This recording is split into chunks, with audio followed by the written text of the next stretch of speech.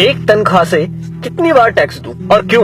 जवाब है, मैंने 30 दिन काम किया, तनख्वाह ली, टैक्स दिया, मोबाइल फोन खरीदा, टैक्स दिया, रिचार्ज किया, टैक्स दिया, डेटा लिया, तब टैक्स दिया, बिजली ली, फिर टैक्स दिया, घर लिया, टैक्स दिया, टीवी फ्रिज आदि लिए, टैक्स दिया, कार ली, टैक्स दिया, पेट्रोल लिया, फिर टैक्स दिया, सर्विस करवाई, टैक्स दिया, रोड पर चला, फिर भी टैक्स दिया, टोल पर फिर टैक्स दिया, लाइसेंस बनवाया, टैक्स दिया, गलती की तो टैक्स दिया, रेस्टोरेंट में खाना खाया तो टैक्स दिया, पार्किंग का टैक्स दिया, पानी लिया उस पर टैक्स दिया, राशन खरीदा उस पर भी टैक्स दिया, कपड़े जूते किताबें ली उस पर भी टैक्स दिया, टॉयलेट गया उस पर भी टैक्स दिया, दवाई ली तो भी टैक्स दिया, गैस ली टैक्स दिया, सैकड़ों और चीजें ली और टैक्स दिया, कहीं फीस दी, कहीं बिल, कहीं ब्याज दिया, कहीं जुर्माने के नाम पर तो कहीं रिश्वत के नाम पर पैसे देने ही पड़े।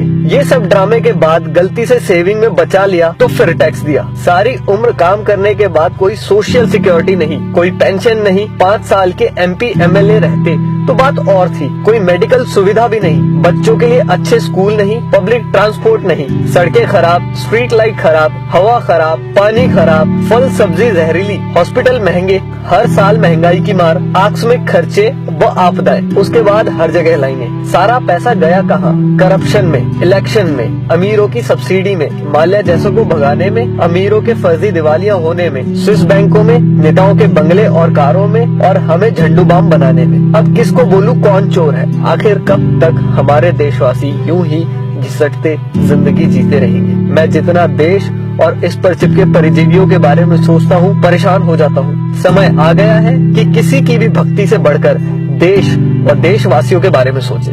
प्लीज इस वीडियो को शेयर करके देश के हर नागरिक तक पहुँचाएं। धन्यवाद।